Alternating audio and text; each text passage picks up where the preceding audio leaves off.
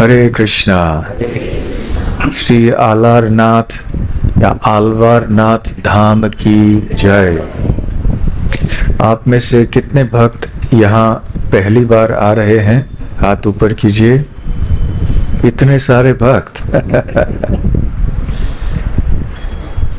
और कितने भक्त यहाँ पहले आ चुके हैं? इतने सारे भक्त और कितने भक्तों को यहाँ की कथा पता है, सुनी है पहले? हाथ ऊपर कीजिए। ठीक है, तो भी आप बैठिए और कथा सुनाइए।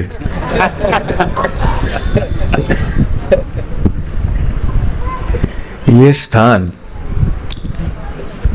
वैष्णवों के लिए और विशेष करके चैतन्य महाप्रभु के अनुयायियों के लिए बहुत महत्वपूर्ण है। सारे वैष्णवों के लिए भी ये महत्वपूर्ण इसलिए है कि श्री वैष्णव संप्रदाय के लिए ये क्षेत्र उनके 108 दिव्य देशम में से एक है। आज यहाँ पे हम देख रहे हैं कि 1000 से अधिक श्री वैष्णव भक्त यहाँ आए हुए हैं दर्शन के लिए। इसलिए भगवान का दर्शन करने के लिए कतार इतनी लंबी थी। इसलिए हमने सोचा कि पहले कथा कर लें, फिर जब ये सारे वैष्णव दर्शन करके चले जाएंगे फिर मंदिर खाली हो जाएगा, फिर आराम से सारे भक्त दर्शन कर पाएंगे। तो ये बहुत प्राचीन प्रांत है। इसका महत्व शास्त्रों में भी बताया हुआ है। इसे ब्रह्मगिरी कहते हैं। गिरी अर्थात पर्वत।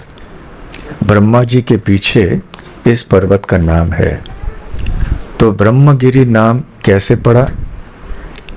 एक बार सृष्टिकर्ता ब्रह्मा जी यहाँ पर आए थे भगवान विष्णु को प्रसन्न करने के लिए।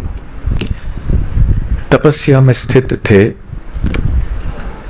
लंबे समय तक उन्होंने तपस्या की।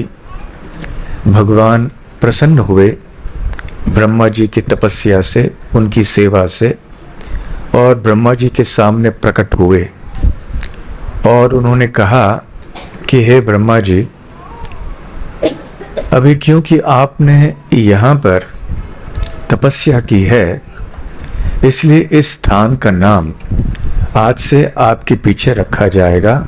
इसलिए इस स्थान का नाम ब्रह्मगिरी होगा।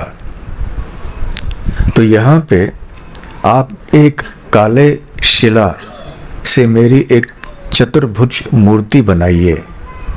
शंख, चक्र, गदा, पद्म धारण किए हुए, कौस्तुभ मणि होनी चाहिए उस विग्रह पे, सोने का मुकुट होना चाहिए, और जो हाथियों से उत्पन्न गजमणि होती है, जो हाथियों से उत्पन्न होने वाले जो मुक्ता होते हैं वो भी होने चाहिए। इस प्रकार से उन्होंने विस्तार में बतलाया कि ये विग्रह कैसे होने चाहिए। तो ब्रह्मा जी ने भगवान के आदेशानुसार ऐसे विग्रह की निर्मित की और यहाँ पे प्राण प्रतिष्ठा हुई और लंबे समय तक यहाँ पे सेवा करते रहे भगवान ब्रह्मा जी। तो यहाँ पे नाम आलारनाथ या आलालनाथ या आलवारनाथ कैसे पड़ा? बहुत दिनों के बाद लगभग अभी जो मंदिर दिखाई पड़ रहा है वो जगन्नाथ मंदिर, जो आज जगन्नाथ मंदिर हम देख रहे हैं, उससे लगभग 200 साल पहले बना हुआ है। अर्थात 1100 साल पहले इस मंदिर की स्थापना हुई थी। तो यहाँ पे सेवा तो बहुत समय तक चल रही थी। फिर समय के प्रभाव से, काल के प्रभाव से, फिर किसी न किसी कारण से सब कुछ लुप्त हो गया। यहाँ पे बाढ़ आ गए, तरह तरह के तूफान आ गए, समय बीत गया ऐसे। फिर 1100 वर्ष पूर्व यहाँ पे पुनः विग्रहों की स्थापना हुई और उस समय दक्षिण भारत के श्री संप्रदाय के ब्राह्मणों को यहाँ बुलाया गया। प्राण प्रतिष्ठा के अनुष्ठान के लिए। उस समय रामानुजाचार्य का आविर्भाव भी नहीं हुआ था। ये रामानुजाचार्य के प्राकट्य की पहले की बात है। रामानुजाचार्य के पहले भी श्री वैष्णव संप्रदाय में बड़े बड़े भक्त हो चुके हैं, जैसे कि यमुनाचार्य इत्यादि। और उनसे पहले ये 12 आलवार हो चुके हैं। आलवारों का नाम हम सब ने अवश्य सुना है। इनके बारे में श्रीमद् भागवत में वर्णन भी पाया जाता है। 11वें स्कंध में एक गुप्त रीति से ये जानकारी भी दी गई है। तो खैर, इन आलवारों को यहाँ बुलाया गया और ये यहीं पर बसे। और यहाँ के जो राजा थे उस समय, उत्कल के राजा, उन्होंने इन ब्राह्मणों को जमीन भी दी यहाँ पर। तो ऐसे उपासना, ऐसे सेवा अर्चना यहाँ पर चलती रही कई दिनों से, कई सालों तक, शताब्दी बीत गए। और एक बार ऐसे हुआ कि क्योंकि जो ज़मीन थी वो कम पड़ने लगी और जो पुजारियों की जो परिवार है उनकी संख्या बढ़ती गई, तो इसलिए यहाँ के जो ब्राह्मण थे अपने जीविका के लिए उनको भिक्षा के लिए जाने की आवश्यकता पड़ी। तो भिक्षा के लिए जाया करते थे। तो यहाँ एक पुजारी रहते थे जो सेवक थे, जिनका नाम था श्री केशव या श्री केतन। आप में से थोड़े भक्त खड़े हैं, आप भी बैठ सकते हैं, जगह है, यहाँ पर भी जगह है, क्योंकि ये कथा तो चलेगी थोड़ी देर, आप खड़े नहीं रह पाएंगे। थोड़ी जगह यहाँ पर आप दे दीजिए सबको बैठने के लिए। जो भी खड़े हैं आके आराम से आप बैठ जाइए।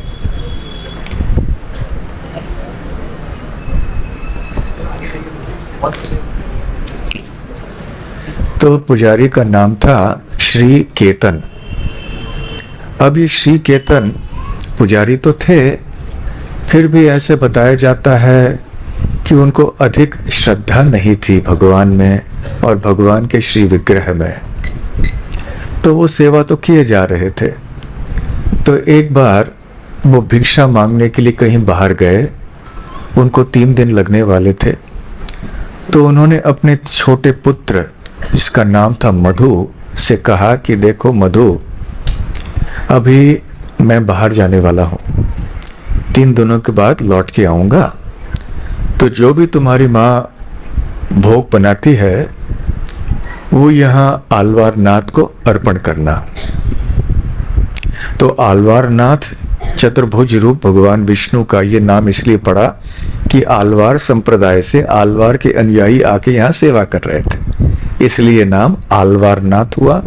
उसके बाद अपभ्रंश होके आलार नाथ हो गया, अभी आलाल नाथ भी हो गया, परंतु मूल नाम आलवार नाथ है।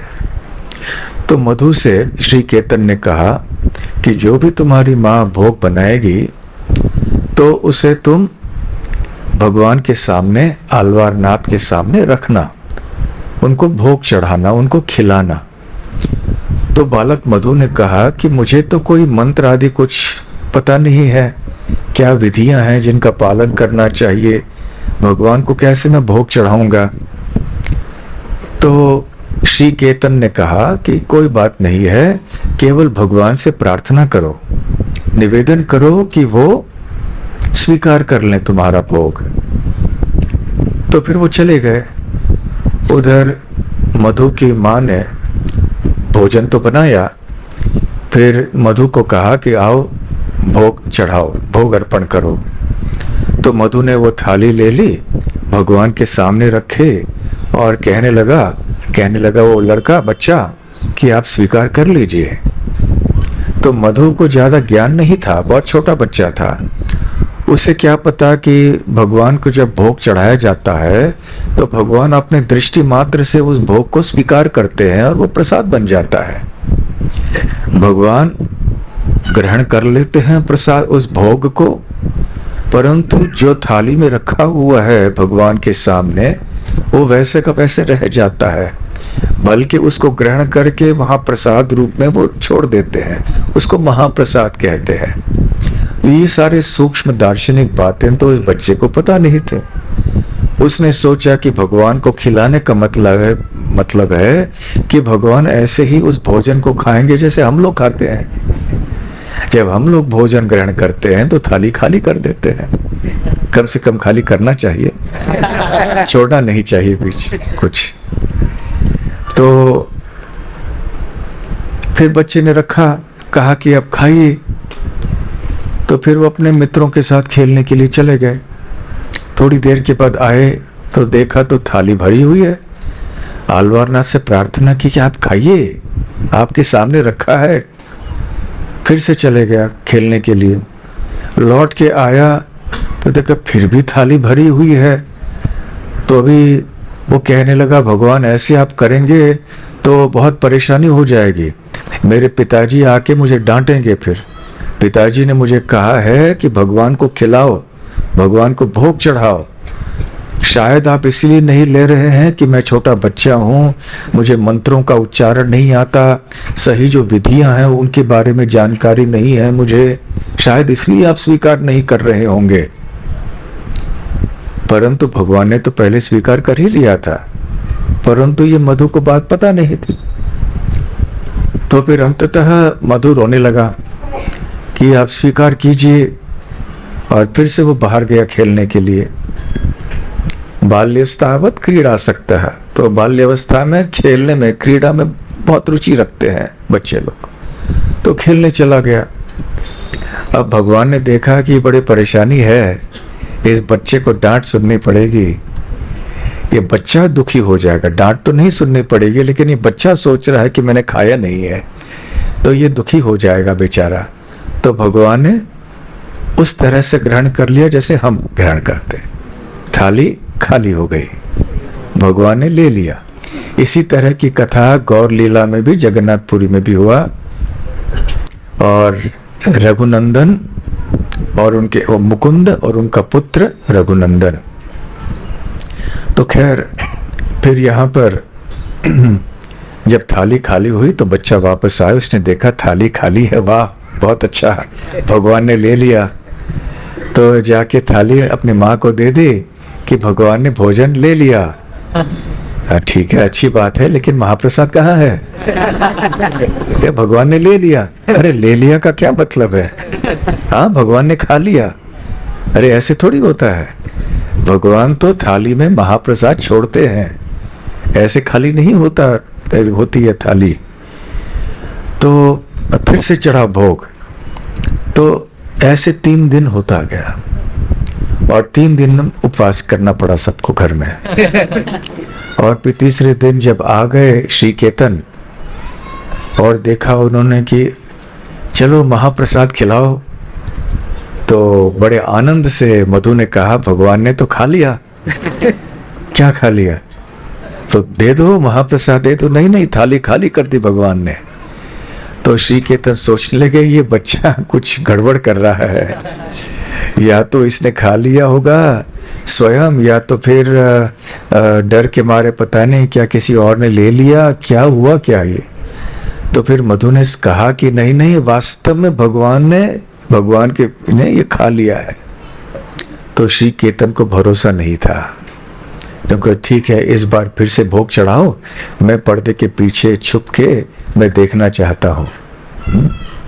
तो पर्दे के पीछे छुप गए, और श्री केतन की पत्नी ने भोग तैयार किया। फिर से मधु ने जाके ये भोग रखा सामने और कहा भगवान से खाइए। तो भगवान ने खाना शुरू कर दिया। तो ऐसे अपना हाथ रखा और ले जाने खीर की कटोरी उन्होंने उठाई, गरम गरम खीर था। तो खीर की कटोरी उठाई और लेने ही वाले थे कि अचानक श्री केतन जो पर्दे के पीछे छुपे हुए थे वो बाहर झपक के आए और उन्होंने भगवान का हाथ पकड़ लिया। ऐसे कैसे कर सकते हो? हाँ, तुम भगवान हो, ऐसे थोड़ी करते हैं। भगवान का विग्रह है, ये खाना कब शुरू कर देते हैं? खाना बोलना ये आपका काम नहीं है। आप ऐसे खा जाएंगे तो हम लोग क्या खाएंगे?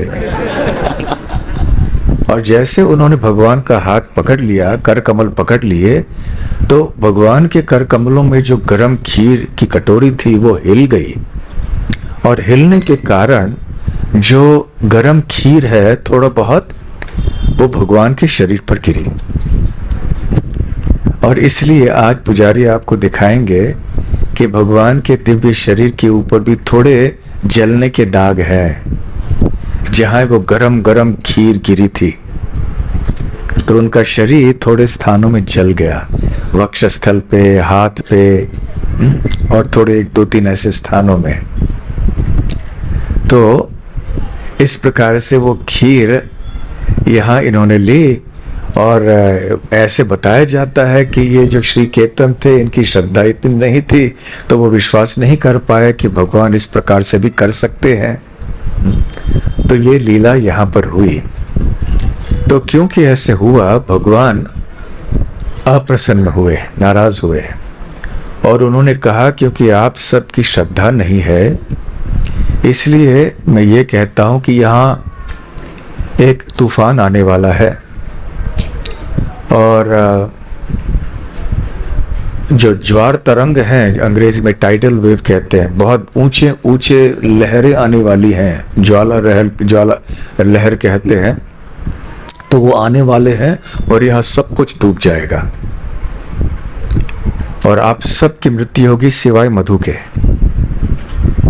तो उसे ऐसे ही हुआ, ये मंदिर भी उस समय ढक गया और सबकी मृत्यु हो गई, एक मधु केवल रह गया। तो ये यहाँ की एक कथा है। वैसे ही एक कथा गौर लीला में है जो जगन्नाथपुरी में ही हुई थी, बल्कि जगन्नाथपुरी में नहीं, बंगाल में। मुकुंद महाप्रभु के शिष्य थे, उनके भक्त थे, और उनके पुत्र का नाम था रघुनंदन। ये मुकुंद एक वैद्य थे, तो एक बार उन्हें कहीं जाना पड़ा अचानक, तो इसी तरह का उपदेश या आदेश उन्होंने अपने पुत्र रघुनंदन को दिया कि ये भगवान को भोग चढ़ाओ। अंतर इतना ही है कि रघुनंदन और मुकुंद दोनों भगवान के श्रद्धालु भक्त थे। तो मुकुंद श्री केतन की तरह नहीं थे, पूर्ण श्रद्धा थी, वो महाप्रभु के अनुयायी थे, उनके पार्षद थे।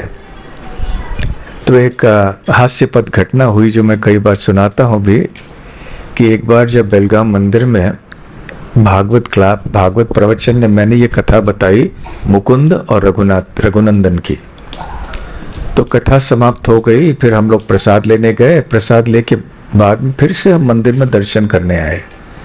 तो जैसे दर्शन कर रहे थे तो एक सज्जन वहाँ खड़े थे, दर्शन कर रहे थे, पहली बार हमने उनको देखा था।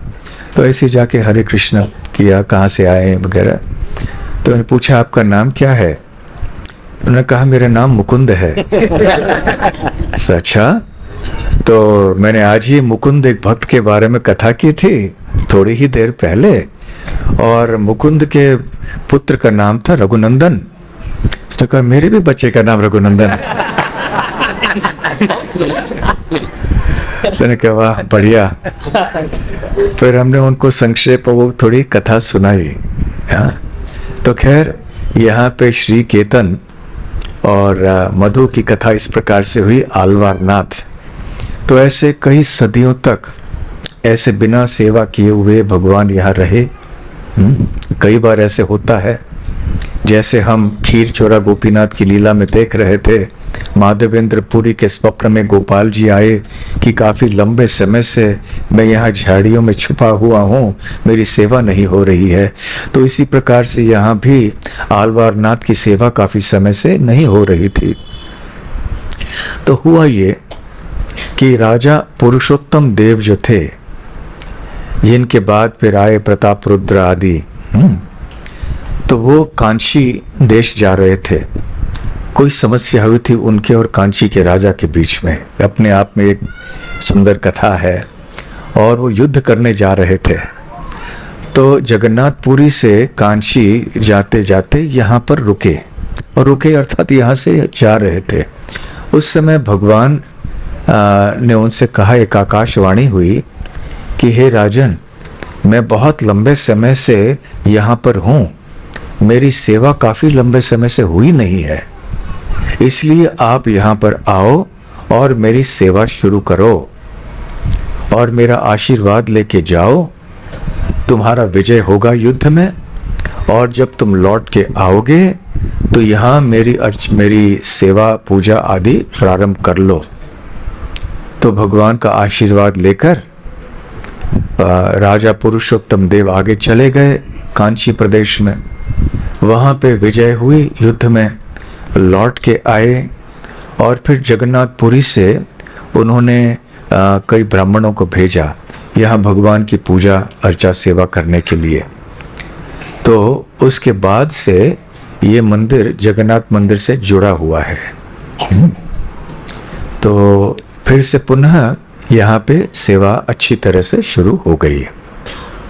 अभी जब चैतन्य महाप्रभु यहाँ जगन्नाथपुरी में रहा करते थे, संन्यास आश्रम स्वीकार करने के बाद में,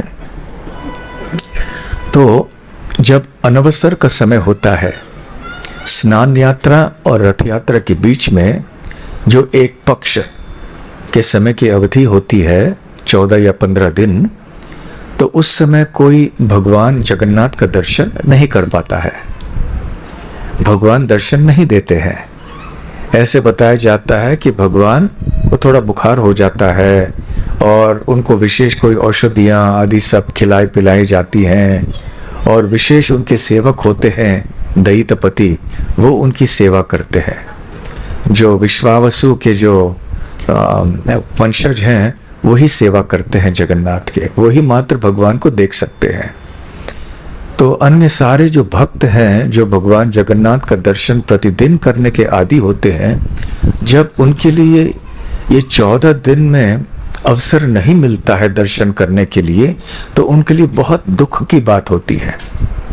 इसलिए इस समय की अवधि को अनवसर कहते हैं। अनअवसर, अवसर नहीं मिलता भगवान का दर्शन करने के लिए, इसलिए इसका नाम हुआ अनवसर। और उसके बाद फिर भगवान का जब को रंग लगाया जाता है, नव यौवन इत्यादि, नेत्रोन्मीलिनम, और फिर इत सारे रथ यात्रा वगैरह सब हो जाती है। तो खैर उस समय भक्त यहाँ आया करते थे। तो ये ऐसे लगता है कि महाप्रभु ने ही ये प्रथा शुरू की, या जब वहाँ चैतन्य महाप्रभु आया करते थे तो यहाँ दर्शन किया करते थे, क्योंकि वहाँ के विरह भगवान जगन्नाथ के दर्शन से वो सहन नहीं होता था उनके लिए। फिर यहाँ आते थे, यहाँ दर्शन करते थे, कीर्तन करते थे, यहीं पे रहते थे थोड़े दिनों के लिए, और जब रथ यात्रा का समय हो जाता था फिर वो वापस जगन्नाथपुरी चले जाते थे। तो आपने देखा होगा, या आपने जिन्होंने दर्शन नहीं किया है, आप बाद में देख सकते हैं कि मंदिर के विग्रह के पीछे की तरफ एक और छोटा सा मंदिर है, जहाँ पे एक शिला है, काफी बड़ी शिला है, और इस शिले के ऊपर आप थोड़े चिन्ह देखेंगे।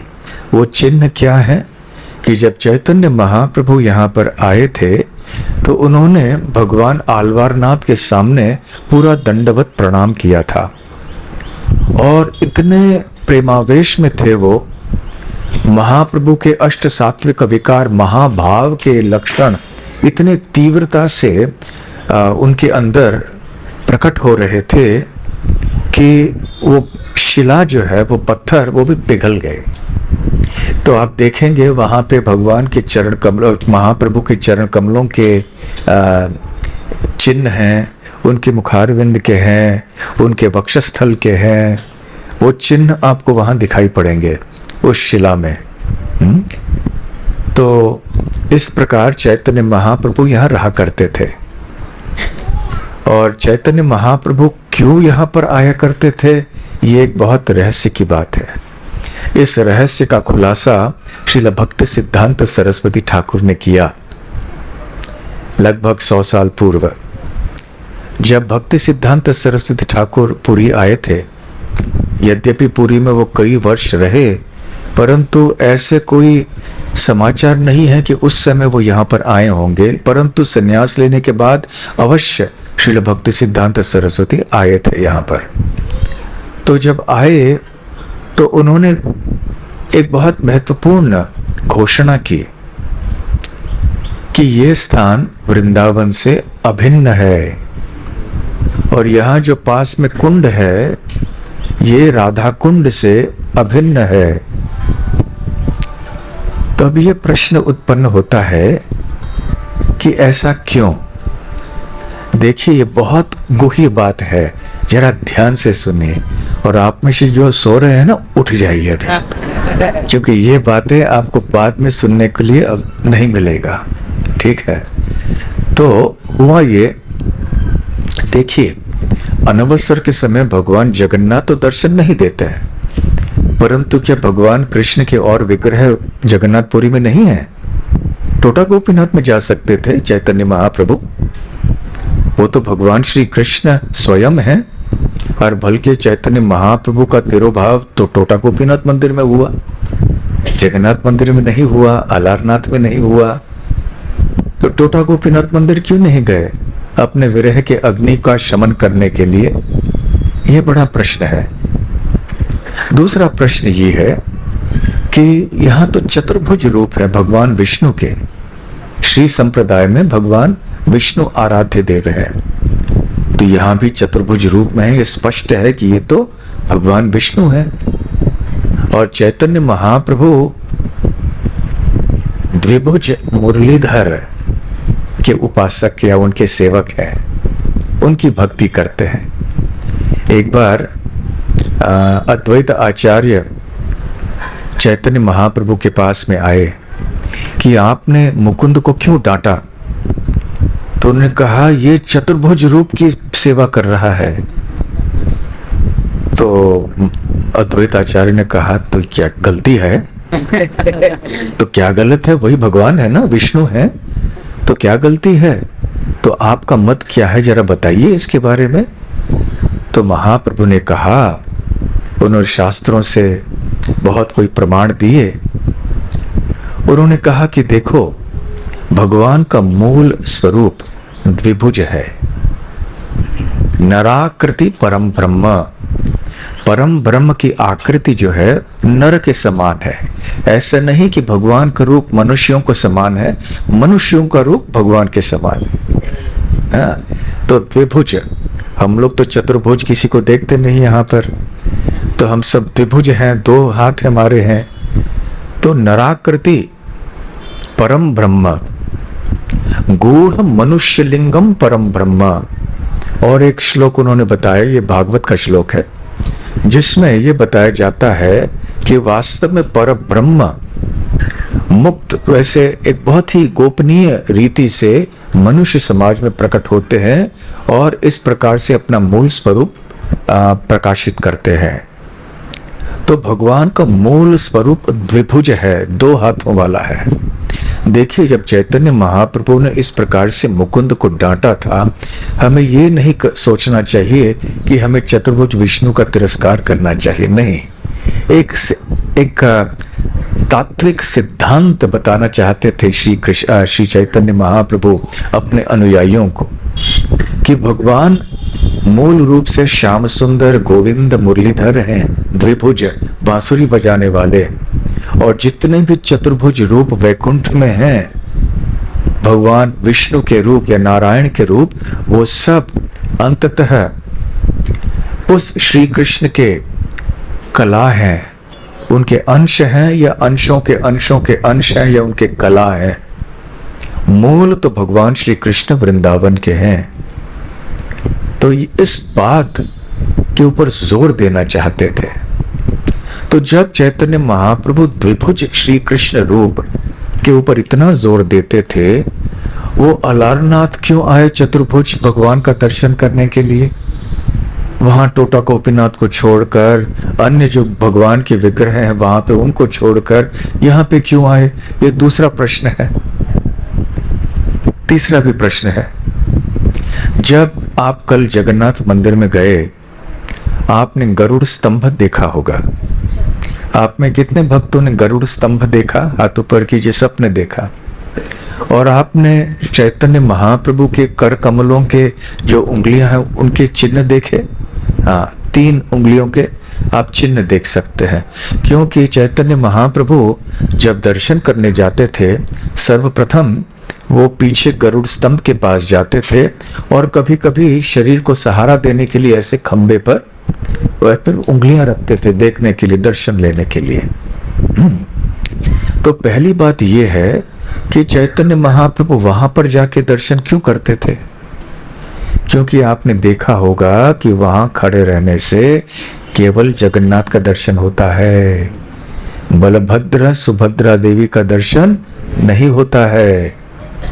और जब चैतन्य महाप्रभु जगन्नाथ का दर्शन करते थे वो जगन्नाथ को नहीं देखते थे, उनके सामने बांसुरी बजाने वाले श्याम सुंदर श्री कृष्ण दिखाई पड़ते थे। ऐसे चैतन्य चरितामृत में कई बार कृष्णदास कविराज गोस्वामी बतलाते हैं। तो चैतन्य महाप्रभु वहां पर थे और ऐसे वो देख रहे थे श्री कृष्ण को बांसुरी बजाते हुए, तो यहां फिर चतुर्भुज रूप के पास क्यों आए? और साथ साथ देखिए, जब वो ऐसे श्याम सुंदर कृष्ण का दर्शन कर रहे थे जगन्नाथ के रूप में, उनकी उंगलियां जो हैं वो भाव के कारण उन्होंने उस खंबे को पिघल दिया, इसलिए उनकी उंगलियों के चिन्ह वहां पे दिखाई देते हैं। तो इतना भाव विभोर हो गए थे चैतन्य महाप्रभु। फिर भी जब यहाँ पर चैतन्य महाप्रभु आए तो केवल 3 उंगलियों के स्थान इतने पिघल नहीं गए, सारा पत्थर ही पिघल गया, सारी शिला पिघल गई। इसका अर्थ यह है कि चैतन्य महाप्रभु का जो भाव था वो कितना अधिक हुआ होगा। जो भाव उनका जगन्नाथ मंदिर में श्याम सुंदर कृष्ण को देख के था, उससे कहीं अधिक भाव यहाँ पे प्रकट हुआ। इसलिए तो शिला पे जब उन्होंने प्रणाम किया तो उस समय शिला भी पिघल गई, केवल 3 उंगलियों के स्थान पिघल नहीं गए। तो ये बड़ा रहस्य है ना। तो क्यों आए यहाँ पे चैतन्य महाप्रभु? तो श्रील भक्ति सिद्धांत सरस्वती ठाकुर ने इस रहस्य का भी खुलासा किया और उन्होंने कहा, मैं ये क्यों कह रहा हूं कि ये वृंदावन से अभिन्न है और यहाँ जो कुंड है ये राधा कुंड से अभिन्न है, क्योंकि ये वास्तव में चतुर्भुज नारायण नहीं है। तो आप पूछेंगे, हेनरी फिर क्या बात, ये क्या बोल रहे हैं आप? हम तो देख रहे हैं चतुर्भुज नारायण है और आप कह रहे हैं चतुर्भुज नारायण नहीं है। तो फिर भक्ति सिद्धांत सरस्वती ठाकुर ने कहा कि देखो, ये बहुत सुंदर मधुर लीला है वृंदावन की। एक बार जब श्री कृष्ण अपने गोपियों के साथ ब्रज में लीला कर रहे थे, उन्होंने सोचा कि थोड़ी देर हम गोपियों से छुप के रहेंगे।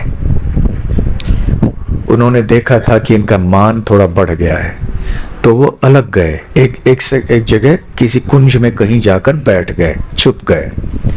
तो गोपियां श्री कृष्ण को ढूंढते ढूंढते ढूंढते आईं और अचानक उन्होंने श्री कृष्ण को देखा। परंतु श्री कृष्ण जब देखा कि अभी भागने का कोई स्थान नहीं है ना, अब यहाँ से जा नहीं सकते, गोपियां यहाँ वहां आ गई हैं, तो ठीक है, मैं क्या कर सकता हूं, मैं चतुर्भुज नारायण का रूप स्वीकार कर लूंगा। तो अचानक उन्होंने अपना चतुर्भुज नारायण रूप स्वीकार कर लिया, शंख चक्र गदा पद्म, और गोपियां वहां पहुंच गईं। तो जैसे ही गोपियां आईं, उन्होंने देखा, अरे यहाँ तो भगवान नारायण है। उनको ये पता नहीं था कि कृष्ण ही है जिन्होंने केवल क्षणिक, इस थोड़े क्षणों के लिए नारायण का रूप स्वीकार कर लिया है। परंतु वृंदावन की गोपियां नारायण को केवल सम्मान करती हैं, परंतु उनकी आंखें किनको ढूंढ रही थीं? श्री कृष्ण को, द्विभुज कृष्ण को। तो जैसे ही चतुर्भुज नारायण को देखा, उन्होंने कहा, ओम नमो नारायणाय, भगवान नारायण की जय हो। कृपया आप हमें बताइए कृष्ण कहाँ चले गए? तो उनके नारायण की इतनी परवाह नहीं थी, उनको नमन तो किया, असम्मान नहीं किया। परंतु उनकी इच्छा थी कि कृष्ण कहाँ है, नारायण की हमें सेवा नहीं करनी है, क्योंकि भगवान नारायण चतुर्भुज रूप में वैकुंठ में निवास करते हैं और वैकुंठ में भी सारे शुद्ध भक्त निवास करते हैं, भगवान की सेवा करते हैं। और वहां पे जो भाव है उसे ऐश्वर्य भाव कहते हैं। ऐश्वर्य ज्ञान युक्त भक्ति होती है वहां पर। ऐश्वर्य ज्ञान क्या है? ये ज्ञान कि ये भगवान है और मैं उनका दास हूं, इसलिए थोड़ा बहुत अंतर रहता है भक्त और भगवान में, क्योंकि भक्त के मन में ये बात रहती है कि अरे ये तो भगवान है, इसलिए थोड़ा अंतर, हम थोड़ा नमस्कार करेंगे, प्रणाम करेंगे। श्रील भक्ति सिद्धांत सरस्वती ठाकुर बतलाते हैं कि वैकुंठ में वास्तव में 5 रस नहीं है, 2.5 रस हैं। वहाँ पे दास्य रस है, शांत रस, दास्य रस और आधा सख्य है। आधा सख्य अर्थात जो गौरव सख्य, विश्रंभ सख्य नहीं, गौरव सख्य जिसमें मैत्री है परंतु इस निकटता की नहीं। जैसे अर्जुन और कृष्ण के बीच में एक मैत्री है, या उद्धव और कृष्ण के बीच में बहुत निकट की मैत्री है, फिर भी उस तरह की मैत्री उनकी नहीं है जैसे कि श्रीदामा और सुबल की मैत्री है श्री कृष्ण के साथ वृंदावन में। उद्धव कभी जाके श्री कृष्ण के कंधों पे नहीं बैठे, उन्होंने जाके कभी श्री कृष्ण का भोजन छीना नहीं, उन्होंने जाके श्री कृष्ण नहीं जाके श्री कृष्ण ने उनका भोजन छीन के खा लिया। ये सब वृंदावन में होता था और होता है। इसलिए जो सख्य रस वृंदावन में है इसे विश्रंभ सख्य कहते हैं, जो बहुत ही निकट है। परंतु वैकुंठ में ऐश्वर्य ज्ञान के कारण थोड़ी सी दूरी है। वो जो निकटता है, वो जो प्रेम है, थोड़ा सा शिथिल हो जाता है, कमजोर हो जाता है। तो इसलिए 2.5 रस वहां पे पाए जाते हैं, 5 रस नहीं, जो कि वृंदावन में 5 के 5 पाए जाते हैं। तो खैर, इसलिए जो वैकुंठ का भाव है और जो वृंदावन का भाव है, दोनों ही शुद्ध हैं, दोनों ही मधुर हैं, दोनों ही भौतिक सृष्टि से परे हैं, दोनों में प्रेम है। फिर भी वृंदावन के भाव की विशेषता ये है कि यहाँ पे बिल्कुल कोई भक्त और भगवान के बीच में कोई अंतर नहीं है, कोई औपचारिकता नहीं है, कोई बाधा नहीं है इस संबंध में। ऊंच नीच का विचार नहीं है, प्रभु और दास का विचार नहीं है।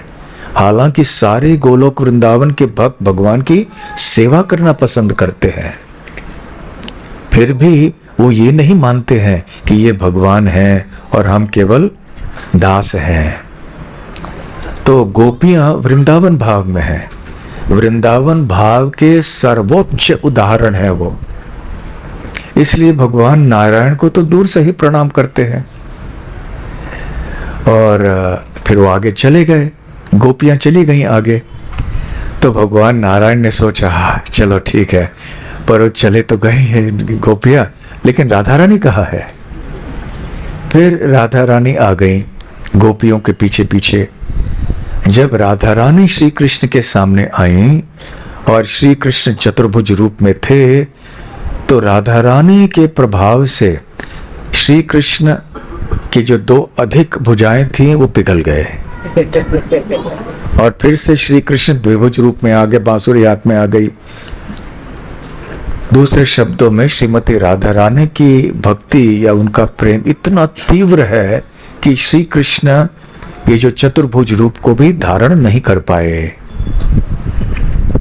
और इसलिए फिर वो श्री कृष्ण के द्विभुज रूप में, उनके मूल रूप में ही आए। फिर राधा रानी श्री कृष्ण के साथ में हो गए। तो ये लीला है। गोवर्धन के पास एक स्थान है, लंबे परिक्रमा में आप देखेंगे गोवर्धन की पैठ नाम का एक गांव है, यहाँ पे ये लीला हुई थी। तो इसलिए श्रील भक्ति सिद्धांत सरस्वती ठाकुर ने कहा ये भी पैठ है। तो यहाँ जो आलवार नाथ हैं, चतुर्भुज रूप हैं भगवान के, वास्तव में श्री कृष्ण हैं, जिन्होंने उसी तरह से अपना चतुर्भुज रूप स्वीकार किया है या प्रकट किया है, जैसे श्री कृष्ण ने पैठ में गोवर्धन के पास किया था। इसलिए जब चैतन्य महाप्रभु आए तो उनका भाव क्या था? हम जानते हैं चैतन्य महाप्रभु कौन है। राधा भावत्युति सुवलितम नौमी कृष्ण स्वरूपम, कृष्ण स्वरूप है वो, फिर भी राधा रानी के भाव और कांति को स्वीकार करके आए हैं यहाँ पर। इसलिए उनका भाव, चैतन्य महाप्रभु का भाव राधा रानी का भाव है। तो जब राधा रानी चतुर्भुज कृष्ण के सामने पैठ में आई तो उनका भाव इतना तीव्र था कि श्री कृष्ण के 2 अधिक हाथ पिघल गए। तो उसी प्रकार से चैतन्य महाप्रभु जो राधा रानी के भाव को लेकर आए यहाँ पर, तो उनका भाव इतना तीव्र था कि यहाँ जो शिला है वो पिघल गई। इसलिए ये विरह क्षेत्र है। हो सकता है कल यदि समय मिले, आज शाम को हम जगन्नाथपुरी किस प्रकार से विरह क्षेत्र है इसकी चर्चा करेंगे। विरह अर्थात भगवान से दूरी का अनुभव करना कि अरे भगवान हमारे पास नहीं है, भगवान काश उनका दर्शन हो पाता। तो भगवान जगन्नाथ भी विरह के रूप है, चैतन्य महाप्रभु भी विरह के रूप है। इसलिए जगन्नाथपुरी को विप्रलंभ क्षेत्र बताया जाता है, विरह क्षेत्र। तो आलारनाथ को या आलवारनाथ इस स्थान को क्या बताया जाता है? द्विगुणित विप्रलंभ क्षेत्र, 2 गुना विप्रलंभ क्षेत्र। जितना जगन्नाथपुरी विप्रलंभ क्षेत्र है उससे 2 गुना ज्यादा यहाँ पे विरह क्षेत्र है, विप्रलंभ क्षेत्र। विप्रलंब अर्थात विरह में सेवा करना। चैतन्य महाप्रभु सिखलाने आए हैं कि हमें कैसे विरह में सेवा करना सीखना चाहिए, जैसे कि गोपियों ने और ब्रजवासियों ने किया जबकि श्री कृष्ण वृंदावन छोड़कर मथुरा चले गए। और जब उद्धव आए थे मथुरा से वृंदावन, श्री कृष्ण के कहने पर ब्रजवासियों को सांत्वना देने के लिए, तो जो भाव श्रीमती राधा रानी का देखा, उद्धव ने उस समय वही भाव स्वीकार करके श्री कृष्ण चैतन्य महाप्रभु के रूप में आए हैं। तो और उसी भाव को लेकर यहाँ जब चैतन्य महाप्रभु आए, उन्होंने चतुर्भुज विष्णु को विष्णु न जान के ये श्री कृष्ण ही हैं व्रज के, ये समझ के उन्होंने जब प्रणाम किया तो शिला पिघल गई। इसलिए यहाँ पर चैतन्य श्रील भक्ति सिद्धांत सरस्वती ठाकुर ने एक एक गौड़ी मठ की स्थापना की और इसका नाम रखा ब्रह्म गौड़ी मठ, क्योंकि ब्रह्मा जी का स्थान है, ब्रह्म तीर्थ है। और जिन विग्रहों की स्थापना उन्होंने की वो है श्री गोपी गोपीनाथ। आलवारनाथ के पीछे नहीं रखा, श्री गोपी गोपीनाथ। और साथ साथ जब श्रील भक्ति सिद्धांत सरस्वती ठाकुर एक बार यहाँ पे थे, उन्होंने यहाँ काफ़ी मरम्मत की, काफ़ी नवीकरण किया इस स्थान का, और गौड़ी मठ से ही उन्होंने पैसे खर्च किए और स्वतः भी इसमें यहाँ खड़े रहते थे देखने के लिए कि निर्माण कार्य ठीक से हो रहा है या नहीं। तो वो शीघ्र इस कार्य को संपन्न करवाना चाहते थे। और आप जानते हैं कि जो कभी कभी लोग आते हैं इस तरह के निर्माण कार्य के लिए, कभी आराम से काम करते हैं, फिर बैठते हैं, थोड़े गपशप करेंगे, फिर से काम करेंगे, फिर बैठेंगे। तो श्रील भक्ति सिद्धांत सरस्वती ठाकुर चाहते थे कि जल्दी से जल्दी ये काम हो जाए। तो उन्होंने क्या किया, अभी हमें ये नकल नहीं करनी चाहिए, बिल्कुल नहीं करनी चाहिए। उन्होंने ये जो काम करने के लिए लोग आए थे, उन्होंने देखा कि ये लोग अपने बीड़ी आदि पीने के लिए यहाँ वहाँ जाया करते थे। तो ऐसे बताया जाता है कि श्रील भक्ति सिद्धांत सरस्वती ठाकुर ने उनके लिए बीड़ी बना के दिया, तुम लोग लेकिन काम करो जाए। तो आपकी जगह में यदि मंदिर के निर्माण में ऐसे हो रहा है तो ये मत कीजिए आप। भक्ति सिद्धांत सरस्वती ठाकुर ने किया, वो उन्होंने किया, वो उनके स्थान के लिए ठीक है, हमारे स्थान के लिए ठीक नहीं है। तो खैर, यहाँ पे जब थोड़ी खुदाई हो रही थी तो एक पुजारी को एक और विग्रह की प्राप्ति हुई।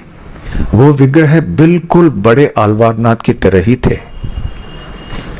तो उन्होंने सोचा कि अरे ये तो बहुत ही सुंदर, ये तो आलवारनाथ है और ये तो उत्सव मूर्ति बनेंगे। मूल मूर्ति तो है सिंहासन पर, परंतु ये उत्सव मूर्ति बन जाएंगे। तो उस रात को पुजारी के स्वप्न में आलवारनाथ आए। उन्होंने कहा कि पास वाले मठ में श्रील भक्ति सिद्धांत सरस्वती नाम के एक सन्यासी हैं, मैं उनके द्वारा पूजित होना चाहता हूँ, तो मुझे उनके पास आप दे दो। तो फिर ये ढूंढते आए कि यहाँ पे कौन भक्ति सिद्धांत सरस्वती कौन है। फिर उनका ऐसे मुझे स्वप्न आया था, फिर उन्होंने वहाँ की स्थापना की। तो इस प्रकार से लीला यहाँ पर हुई है। इसलिए हम समझ सकते हैं कि न केवल श्री वैष्णवों के लिए, जिनके लिए ये एक दिव्य देशम है, परंतु खास करके गौड़ीय वैष्णवों के लिए और जगन्नाथ भगवान के भक्तों के लिए ये आलारनाथ स्थान कितना महत्वपूर्ण है। श्री आलारनाथ भगवान की जय, श्री गौरांग महाप्रभु की जय, श्रील भक्ति सिद्धांत सरस्वती ठाकुर की जय, श्रील प्रभुपाद की जय। गौर प्रेमानंदे हरि हरि बोल। हरे कृष्णा। धन्यवाद।